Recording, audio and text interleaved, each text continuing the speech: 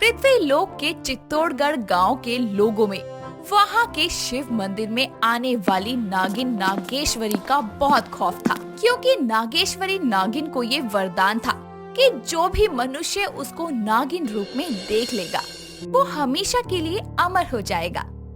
इसीलिए नागिन हर उस इंसान को मार देती थी जो अमर होने की चाह में उसको छुप कर देखता था। साथ ही वो अंधेरी काली रात में ही शिव की पूजा के लिए आती थी ताकि कोई उसको देख ना सके। और फिर भी जो देखने का साहस करता उसकी मौत तो निश्चित थी। उसी गांव में एक लड़का वीर इसी कहानी को सुनकर बड़ा हुआ था और एक सुबह वो अपनी माँ सुमति से इसके बारे में और जानने की चाह रखते हुए बोलता है। माँ, क्या जो गांव में नागिन की कहानी है वो सच्ची है? नागिन रात के अंधेरे में निकलने वाले हर शख्स को मार देती है क्या? हाँ पुत्र, उस नागिन ने अपना समय निर्धारित किया हुआ है। अगर कोई भी उसके समय में घर से बाहर निकल के उसको देखने का दुस्साहस करता है तो वो उसको मृत्यु दंड देती है। अच्छा माँ, नागिन दिखने में कैसी है? मतलब वो हम इंसानों जैसी ही दिखती है क्या? देखा तो मैंने भी नहीं है आज तक नागिन को, लेकिन सुना है कि वो अप्सराओं जैसी सुंदर होती है। उसके चेहरे पर देवियों सा नूर होता है। क्या सच में माँ, नागिन इतनी सुंदर होती है? अगर ये सच है तो मुझे भोलेनाथ से एक मौका चाहिए ताकि मैं उस नागिन के दिव्य रूप के दर्शन कर पाऊँ। सोचना भी मत, उसको देखने की चाह रखने वाले हर इंसान की मृत्यु ही हुई है। अच्छा माँ, पूजा के लिए तो वो रात में आती है, तो पूरे दिन कहाँ रहती है? जैसे हम इंसानों के रहने के लिए धरती है, वैसे ही उन नाग नागिनों का भी अपना एक लोक है, नागलोक, जहाँ वह सभी रहते हैं। वीर नागिन नागेश्वरी के रूप की प्रशंसा सुनकर मन ही मन उसकी छवि बनाने लगा था। वही इन सब से दूर नागलोक में नागेश्वरी की जय जयकार हो रही थी, क्योंकि 100 वर्ष तक वो अपने वरदान को वरदान बनाए रखने में कामयाब हो गई थी, जिस पर नागलोक के नागराज उसको बधाई देते हुए बोलते हैं। नागिन नागेश्वरी, आपको भोलेनाथ के वरदान को इंसानों से छुपा कर बनाए रखते हुए 100 वर्ष पूरे हो गए। ये सच में एक बहुत बड़ी उपलब्धि है। आपको बधाई हो। साथ ही आप नागलोक की नई रानी के पद के लिए भी योग्य हो गई हैं। परंतु नागराज, नागलोक के राजा तो आप हैं, फिर मैं कैसे इस पद को संभाल सकती हूँ? नहीं नहीं, मैं इसके योग्य नहीं हूँ। नागिन नागेश्वरी, नागलोक के कार्यभार को संभालने की योग्यता तो स्वयं भोलेनाथ निर्धारित करते हैं। आज तक इस वरदान को सिर्फ नागलोक के नागों ने ही पूरा किया है। आप पहली नागिन हैं, इसलिए ये खुशी तो दुगनी है।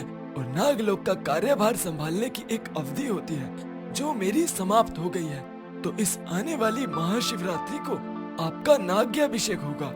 ये खबर सुनकर नागेश्वरी के साथ साथ नागलोक के सभी लोग भी बहुत खुश होते हैं कि नागलोक को एक नई रानी मिलने वाली थी। लेकिन अब नागेश्वरी का दायित्व और बढ़ गया था। उसको अपने वरदान को शिवरात्रि तक छुपाए रखते हुए रोज शिव की पूजा के लिए धरती लोक भी जाना था। इसीलिए शाम होने पर चित्तौड़गढ़ गांव में शोर मच जाता है कि सभी समय रहते अपने घरों में चले जाएं। ये देखकर वीर अपनी माँ से बोलता है। माँ, अभी तो शाम भी नहीं हुई, तो सभी इतनी जल्दी जल्दी क्यों भागने को हो रहे हैं? आज मंदिर में पंडित जी ने बताया कि नागलोक से संदेश आया है कि नागिन नागेश्वरी को आने वाली शिवरात्रि को नागरानी बनाया जाएगा। इसलिए जब तक की अवधि में अगर उसके धरती आने के समय में किसी ने भी घर से झांका भी तो उसको मृत्यु दंड दिया जाएगा। पर ये तो गलत है। नागिन अपने खौफ से इन गांव वालों से उनकी रातें कब तक छीनती रहेगी? बेटा ऐसा मत बोल, वो इस गांव की कर्ता धर्ता भी है। इस गांव के हर घर में अनाज की कमी नहीं है, कोई भी भूखा या प्यासा नहीं सोता। सर्व संपन्न है ये गांव और ये सब नागिन की ही देन है। अगर इतनी ही दयालु है ये नागिन तो देखना तो बनता है, फिर उसको देखकर मुझे मृत्यु ही क्यों ना मिले। कहाँ खो गया? चल घर जल्दी। सुमति वीर को लेकर घर जाती है। सूरज ढलता है और चित्तौड़गढ़ गांव को काली अंधेरी रात अपने आगोश में ले लेती है। सभी अपने घरों में भोजन करके सो चुके थे।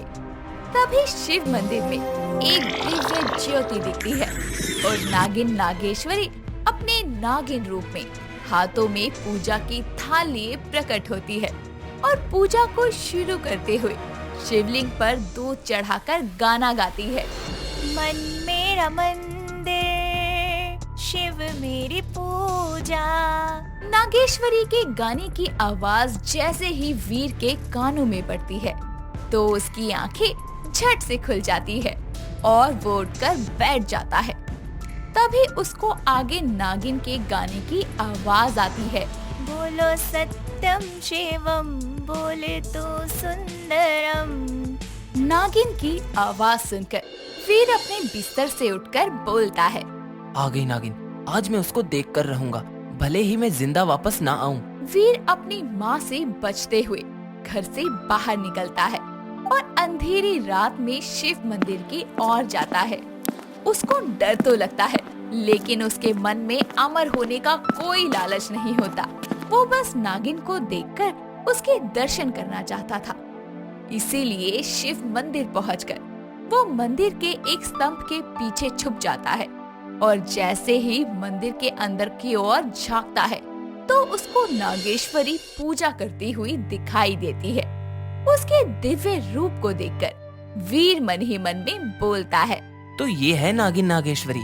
आज तक सिर्फ खौफ की कहानी सुनी थी, लेकिन रूप से तो ये किसी देवी से कम नहीं है।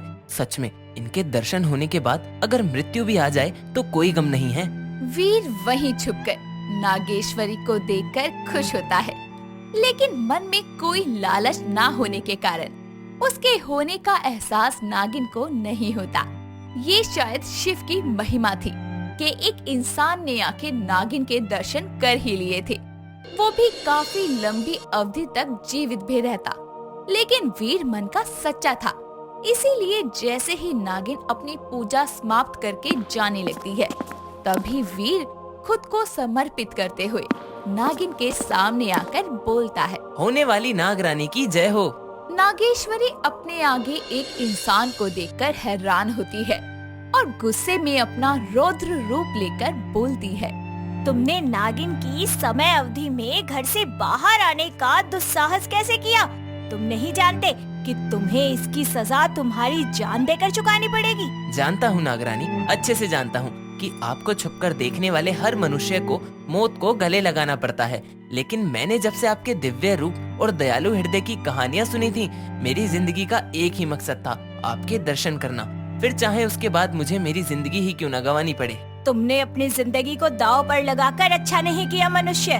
मुझे माफ करना, लेकिन मुझे अपने वरदान को वरदान बनाए रखने के लिए तुम्हें मृत्यु प्रदान करनी ही होगी। मुझे कोई आपत्ति नहीं है नागरानी, मैंने आपको देख लिया, मेरा जीवन सफल हो गया।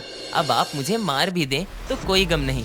वीर हाथों को जोड़कर आंखें बंद करके नागिन के आगे खुद को समर्पित करता है और नागिन को भी ना चाहते हुए अपने अस्त्र को प्रकट करना पड़ता है वीर पर प्रहार करने के लिए।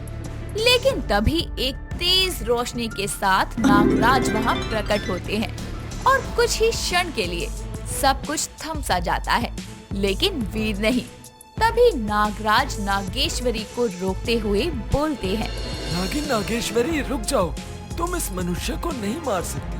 तुमको देखने वाले मनुष्यों के मन में अगर छल होता है तो उनके होने का एहसास तुमको हो जाता है, लेकिन इसके यहाँ होने का एहसास तुमको हुआ नहीं नागराज, मैं भी इस बात को लेकर उलझन में थी, लेकिन इसने मुझे देख लिया तो इसे मृत्यु तो प्रदान करनी ही होगी।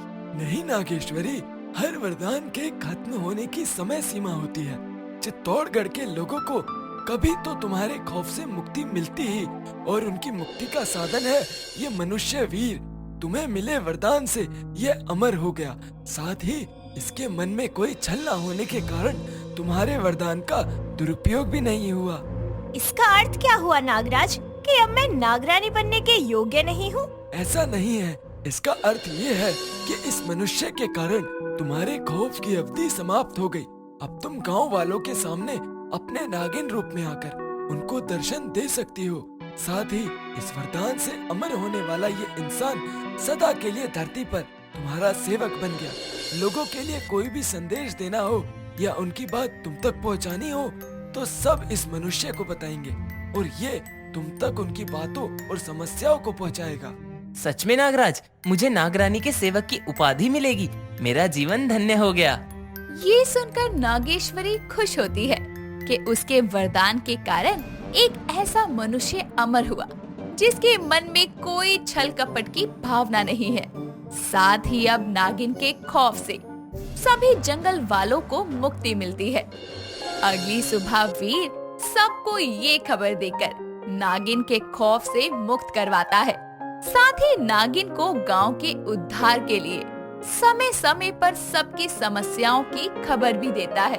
इतना कहकर कपिल नैना को गोद में उठाकर मंदिर के पीछे की एक कुटिया में ले जाता है, जहां वो उसके होश में आने का वेट करता है ताकि वो उसको सब कुछ सच बता सके और शादी के लिए मना सके।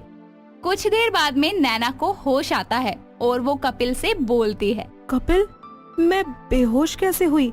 मुझे कुछ याद क्यों नहीं आ रहा? नैना, मैं सब बताता हूँ, तुम पहले पानी पियो। कपिल नैना को पानी पिलाता है, जिसके बाद में वो उसको बताता है। तुम पर विकराल ने हमला किया था, जिस वजह से तुम बेहोश हुई। और अब मैं तुमको जो बताने जा रहा हूँ उसको ध्यान से सुनना। क्या कपिल, इतनी देर से कह रहे हो बताता हूँ, अब बता भी दो। तो सुनो, क्या तुम मुझसे शादी करोगी? अभी तो सच्चाई बता रहे थे और अब शादी करना चाहते हो? मेरा सर घूम रहा है तुम्हारी बातों से। साफ साफ बोलो, क्या बताना है? अच्छा सुनो, मैं एक इच्छाधारी नाग हूँ, ये तुम अब जानती हो। इसके साथ ही मुझे शिवजी से ये वरदान मिला है कि मुझे एक नैना नाम की इंसानी रूप की लड़की से शादी करनी होगी, ताकि मैं शिवजी की धरोहर नागमणि की रक्षा कर सकूं। अच्छा, तो ये बात है। फिर तो मैं तुमसे शादी करने के लिए तैयार हूँ कपिल, क्योंकि मैं तुमसे बहुत प्यार करती हूँ। हाँ, और साथ ही साथ तुम भी एक नागमणि की रक्षक बन जाओगी, जो एक बहुत बड़ी जिम्मेदारी है। पर अगर मेरे ऊपर भी हमला हुआ तो, जैसे तुम पर हुआ था?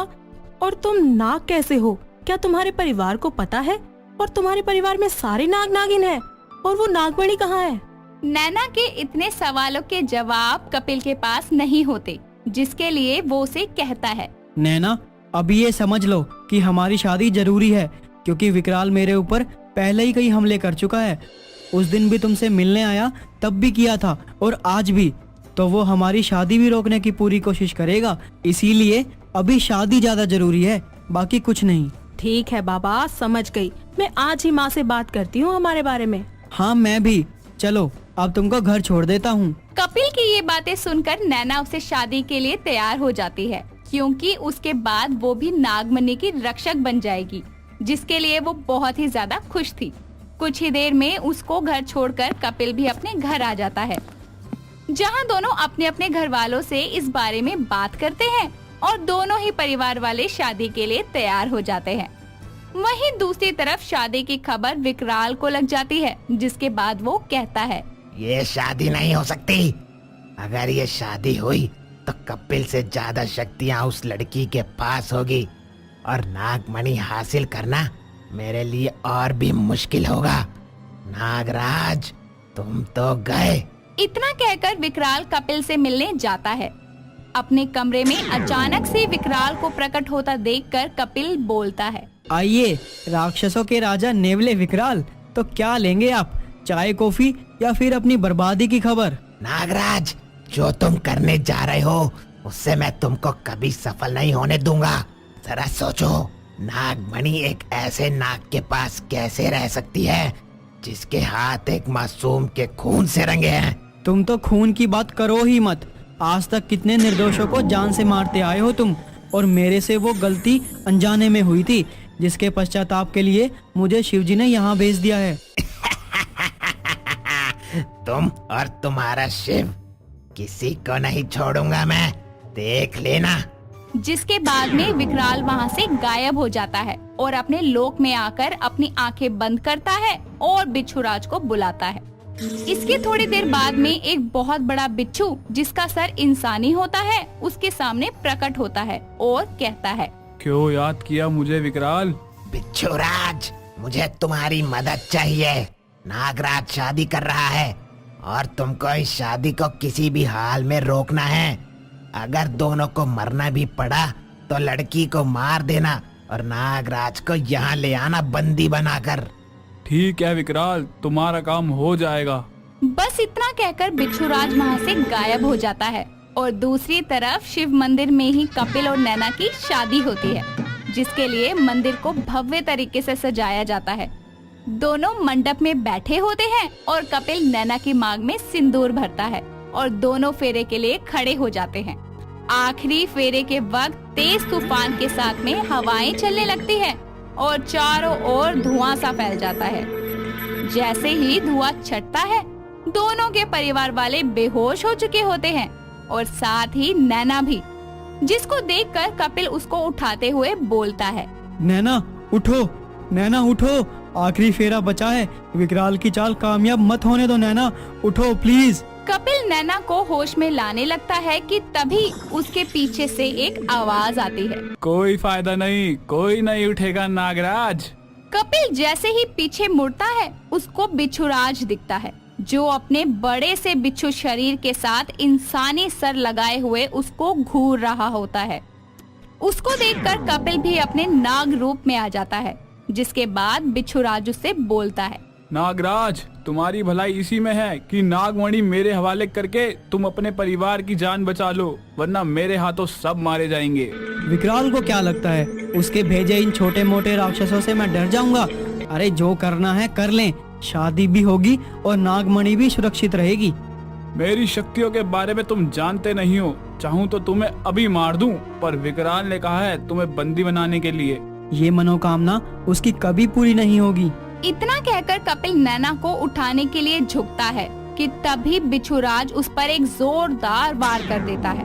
कपिल वार को सहता हुआ नैना को अपनी गोद में उठाता है और लड़खड़ाते हुए अपना आखिरी फेरा पूरा करके नैना को वहीं लिटा देता है, जिसके बाद में बिच्छूराज के हमले का जवाब देने के लिए वो मंदिर के बाहर जाता है, ताकि उसका परिवार बिच्छूराज के हमले से बच जाए। जैसे उसने सोचा था बिल्कुल वैसा ही हुआ। कपिल के पीछे बिच्छूराज मंदिर के बाहर आता है और कहता है, जहाँ भागना है भाग लो, लेकिन अब मेरे वार से तुम नहीं बच पाओगे नागराज। बचने नहीं, मैं तुमको यहाँ तुम्हारे हर वार का जवाब देने लाया हूँ बिच्छूराज। इसी के साथ दोनों के बीच में एक युद्ध होता है और दोनों ही एक दूसरे पर भयंकर वार किए जा रहे हैं, लेकिन अंत में कपिल कमजोर होने के कारण बिच्छूराज के सामने घुटने टेकने पर मजबूर होने वाला होता है। वहीं दूसरी तरफ मंदिर में बेहोश पड़ी हुई नैना की धीमे धीमे आंखें खुल जाती है और उसे आंखें खोलने के बाद में तेज रोशनी के साथ में शिवजी दिखाई देते हैं, जिन्हें देखकर वो हाथ जोड़ते हुए कहती है, हे शिव, क्या सच में मैं साक्षात आपके सामने हूँ? हे भोलेनाथ, मेरी तो जिंदगी संवर गई। नैना बेटी, अब ये जिंदगी तुम्हारी एक बहुत ही महत्वपूर्ण कार्य से जुड़ चुकी है। नागराज के साथ दोबारा विवाह के बाद तुम नाग योनि में प्रवेश कर चुकी हो और अब मैं तुमको नागरानी की सारी शक्तियां देते हुए नागमणि की रक्षक की भूमिका सौंपने वाला हूँ। क्या तुम इसके लिए पूरी तरह से तैयार हो? हे शिव, आपके कार्य को पूरा करने का सौभाग्य मुझे मिल रहा है, इसके लिए मैं खुद को सौभाग्यशाली मानती हूँ और पूरी तरह से इसके लिए खुद को समर्पित करती हूँ। नैना के इतने कहते ही भोलेनाथ उस पर एक दिव्य प्रकाश डालते हुए नाग रानी की सारी शक्तियाँ उसको सौंपकर मूर्ति में वापस समा जाते हैं और तेज रोशनी के खत्म होते ही नैना एक बार फिर से बेहोश हो जाती है। वहीं दूसरी तरफ बिच्छूराज कपिल पर अपना आखिरी वार करने से पहले कहते हैं, नागराज, अब तुम्हारा विकराल के पास बंदी बनकर जाने का समय आ गया है, अब बचो मेरे इस वार से। बिच्छूराज इतना कहकर कपिल पर हमला करने ही वाला होता है कि तभी उसके ऊपर एक तेज प्रहार होता है और वो दूर जाकर गिर जाता है, लेकिन कपिल तो नीचे अधमरी हालत में गिरा हुआ था। बिच्छूराज खुद को संभालते हुए देखते हैं कि आखिर ये वार किया किसने है, तो उसकी आंखें फटी की फटी रह जाती है। दूसरी ओर कपिल भी उसको देखकर खुश हो जाता है और जमीन पर गिरे हुए ही हाथ जोड़कर कहता है, हे भोलेनाथ, आपकी कृपा से आज ये हो ही गया। आखिर किसको देखकर बिच्छूराज इतना हैरान हुआ और किसको देखकर नागराज इतने खुश हुए? साथ ही आखिर ऐसा कौन सा राज था जिसके बारे में विकराल नागराज से बात कर रहा था? बिच्छूराज इतना कहकर कपिल पर हमला करने के लिए जा ही रहे होते हैं कि तभी उन पर एक तेज प्रहार होता है और वो दूर जाकर गिर जाते हैं, लेकिन कपिल तो नीचे अधमरी हालत में गिरा होता है। तो आखिर ये वार किया किसने? बिच्छूराज खुद को संभालते हुए देखते हैं और उनकी आंखें फटी की फटी रह जाती है। दूसरी ओर कपिल भी उसको देखकर खुश होता है और जमीन पर गिरे हुए ही हाथ जोड़कर बोलता है, हे भोलेनाथ, आपकी कृपा से आज ये हो ही गया, वृंदा आ गई। वो कोई और नहीं बल्कि इच्छाधारी नागिन वृंदा कपिल की मदद करती है, जिसके बाद दोनों उठकर बिच्छूराज पर हमला करते हैं और बिच्छूराज का अंत होता है। जिसके बाद कपिल वृंदा से बोलता है, आखिर तुम आ ही गई। आना ही था नागराज। इस पल का तो मुझे कब से इंतजार था, जब आपकी शादी एक बार फिर नाग रानी नैनतारा से हो और हम अपने नागलोक की सबसे महत्वपूर्ण जिम्मेदारी निभाने एक साथ हो। नैना को कुछ भी याद नहीं है अपना अतीत, और ना ही उसको ये पता है कि इस शादी के लिए क्यों चुना मैंने उसको।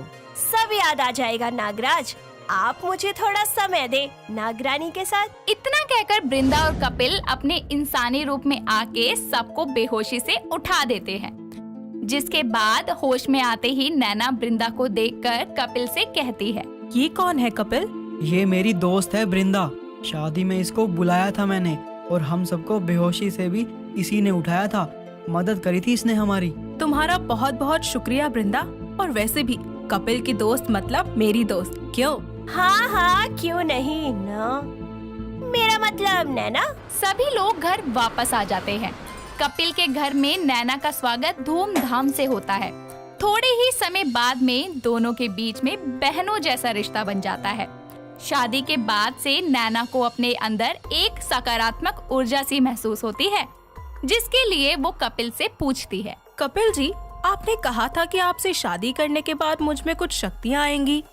मुझे अपने शरीर में कुछ बदलाव तो लगता है, पर वो शक्तियाँ क्या है मुझे आज तक कुछ समझ नहीं आया। नैना के इस सवाल के वक्त वृंदा वहाँ आ जाती है और उसके सवाल का जवाब देते हुए बोलती है, अब समय आ गया है नैना कि तुम जान लो इस शक्ति का राज क्या है। कैसा राज? तो सुनो, ये बात 25 साल पहले की है। नागलोक की सबसे सुंदर नागिन नैनतारा अपने सबसे प्यारी सखी वृंदा के साथ जंगल में फूल तोड़ने आती है कि तभी उसकी मुलाकात होती है नागों के राजा विराट से। विराट भी नैनतारा को देखता है और देखता रह जाता है। फिर दोनों का ध्यान वृंदा पर जाता है, जिसके बाद वो बोलती है, नागराज की जय हो। अब आप इतना डूब गए मेरी सखी नैनतारा में कि मुझे ये सब करना पड़ रहा है। अरे वो मैं वैसे सच ही कहा है तुमने, ये है इतनी खूबसूरत, नजरें हटा ही नहीं पाया। नागराज के मुंह से ऐसी बातें शोभा नहीं देती। ऐसा क्यों भला? नागराज को किसी से मोहब्बत नहीं हो सकती क्या? विराट की ये बात सुनकर नैनतारा शर्मा के वहाँ से चली जाती है और उसके पीछे पीछे वृंदा भी वहाँ से चली जाती है। दोनों को अपनी पहली मुलाकात के बाद से ही एक दूसरे का ख्याल सोने ही नहीं देता, जिसके बाद नागराज और नैनतारा एक दूसरे से मिलने लगते हैं। कुछ समय बाद में ही एक दूसरे से प्यार भी करने लगते हैं। सारे नागलोक में दोनों के प्यार की बात फैल जाती है, जिसके बाद नागों के गुरुदेव दोनों के विवाह की घोषणा करते हैं। नैनतारा अब नागरानी बनने वाली थी, जिसकी खुशी में एक दिन वृंदा उसके पास आकर बोलती है, नागरानी की जय हो। मेरे लिए कोई हुक्म नागरानी? हाँ हाँ, उड़ा लो मेरा मजाक। वैसे भी अब तो मेरी सखी भी मेरी खिल्ली उड़ाने से पीछे नहीं हटेगी, है ना? अरे ऐसा नहीं है नैनतारा, अब तुम नागरानी बनने जा रही हो, उसके बाद तो मैं यहाँ अकेली रह जाऊंगी। क्या वृंदा, तुम भी ना? अरे तुम मेरी सखी हो, मेरी बहन जैसी सखी। तुम्हारे लिए तो हमेशा मैं तुम्हारी सखी नैनतारा ही रहूंगी, ना कि कोई नागरानी। और मेरे होते हुए तुम कभी अकेली नहीं हो सकती। नागलोक में बड़ी धूमधाम से नागराज और नागरानी की शादी करवाई जाती है। सभी लोग बहुत खुश थे। विवाह के बाद नागराज और नागरानी शिव के मंदिर जाते हैं और उनका आशीर्वाद लेते हैं, जिसके बाद शिव स्वयं प्रकट होते हैं और उनसे बोलते हैं, जीते रहो मेरे बच्चों। हे शिव, हमारे आराध्य, आज हम विवाह के बंधन में बंध गए हैं, हमें अपना आशीर्वाद दीजिए। मेरा आशीर्वाद सदैव तुम्हारे साथ है, पर तुम दोनों के विवाह के साथ अब एक जिम्मेदारी भी जुड़ चुकी है, जो नागवंश के राजा और रानी की होती है। नागमणि की रक्षा अब तुम दोनों को करनी है। नागमणि सर्वशक्तिशाली है, किसी भी गलत व्यक्ति के हाथ ये ना जाए, इसकी पूरी जिम्मेदारी अब तुम दोनों को निभानी है। हे भोलेनाथ, हम इस जिम्मेदारी को पूरे दिल से निभाएंगे। आखिरकार ये नागवंश के लिए गर्व की बात है कि शिव की धरोहर नागमणि की रक्षा की जिम्मेदारी हमें मिली है। सदा खुश रहो मेरे बच्चों। इतना कहकर शिव मूर्ति में समा जाते हैं, जिसके बाद नागराज और नागरानी भी नागलोक वापस आ जाते हैं, जहां जाके उनको पता लगता है कि नागलोक पर हमला हुआ है, वो भी नागों के सबसे बड़े दुश्मन विकराल द्वारा। ये सुनकर नैनतारा नागराज से पूछती है, ये विकराल कौन है नागराज? सांप और नेवले की दुश्मनी के बारे में तो सुना ही होगा नागरानी। विकराल एक इच्छाधारी नेवला है जो सदियों से नागमणि की तलाश में है, और अब हमारी शादी के बाद वो जानता है कि नागमणि की सुरक्षा दुगनी हो चुकी है, इसलिए उसने हमारे पीछे से ये हमला किया नागलोक पर, ताकि हमें डरा सके। अगर ऐसा है तो ये नागिन उसका सर्वनाश कर देगी। सर्वनाश! पर नागमणि पर एक भी आंच नहीं आने देगी। और वहीं दूसरी तरफ विकराल पाताल लोक में अपनी हार पर चिल्लाते हुए बोलता है, ये शिव, इसने ये नागमणि उन सांपों के हवाले करके सही नहीं किया। अब अगर पूरे नागलोक को भी खत्म करना पड़े तो ये विकराल पीछे नहीं हटेगा। और वो नागरानी नागराज से शादी होने के बाद उसकी शक्तियां इस वक्त सबसे ज्यादा है, और उसके रहते नागमणि हासिल करना असंभव। इस महत्वपूर्ण कार्य के लिए उसको बुलाने का समय आ गया है। विकराल अपनी आंखों को बंद करके अपने दोनों हाथ हवा में उठाता है और किसी को बुलाने का इशारा देते हुए कहता है, आओ मेरे साथी और महाशक्तिशाली चिराग, मेरे सामने प्रकट हो। चारों ओर एक अंधेरे के साथ में धुआं सा फैल जाता है। इसी के साथ बिजली भी कड़कने लगती है और तेज हवाओं के साथ धुएं को चीरता हुआ एक बड़ा सा चील आता है और साथ ही अपने इंसानी रूप में आकर कहता है, क्या हुआ विकराल, क्यों बुलाया मुझे? तुमको बुलाने के पीछे एक बहुत बड़ा मकसद है चिराग, और वो है नागमणि। क्या नागमणि मिल गई तुम्हें? कहाँ है वो, बताओ मुझे। उन सांपों के आराध्य शिव के पास, और उसने इसकी रक्षा की जिम्मेदारी उन सांपों को दी है। तो दिक्कत क्या है? उस नागराज से ज्यादा शक्तिशाली हो तुम, तो लेकर क्यों नहीं आते नागमणि उनसे? नागराज दिक्कत नहीं है, खतरा है तो वो नागिन, वो नागरानी नैनतारा। उसकी शक्तियां से टकराए तो सर्वनाश कर देगी वो हमारे वंश का। उससे नागमणि सिर्फ धोखे से ली जा सकती है। क्या इतनी शक्तिशाली है वो? फिर तो देखना बनता है आखिर कौन सी बला है ये नागरानी नैनतारा। विकराल नागरानी से मणि हासिल करने के लिए एक षड्यंत्र रचता है, जिसके बारे में चील चिराग को बताता है, और दोनों जोर जोर से साथ में हंसते हुए बोलते हैं, अब होगा सर्वनाश। वो शिव ही अपने रक्षकों का सर्वनाश करने पर मजबूर हो जाएगा। उन दोनों की डरावनी हंसी आसमान में गूंजने लगती है। नागलोक में भी तेज की तूफान आता है और हवाएं चलने लगती है, जिसके बाद में नैनतारा ये देखकर घबराते हुए बोलती है, विराट, ये क्या हो रहा है? कुछ बुरा होने वाला है क्या? पता नहीं नागरानी, पर यह किसी बड़े खतरे से पहले की चेतावनी है। हमें और सतर्क रहना पड़ेगा नागमणि को लेकर। मैं नागमणि को कुछ नहीं होने दूंगी। वो दोनों ही परेशान हो रहे होते हैं कि तभी नागलोक की भूमि पर किसी का प्रवेश होता है, जिसके कारण वहाँ की धरती कांपने लगती है। आखिर क्या बुरा होने वाला है आगे? क्या षड्यंत्र रचा है विकराल ने? और ये कौन है जिसके आने की आहट ही इतनी भयंकर है? क्या ये नागों का दोस्त है या फिर दुश्मन? अगर आप जानना चाहते हैं तो बने रहिए कहानी के अगले भाग के साथ।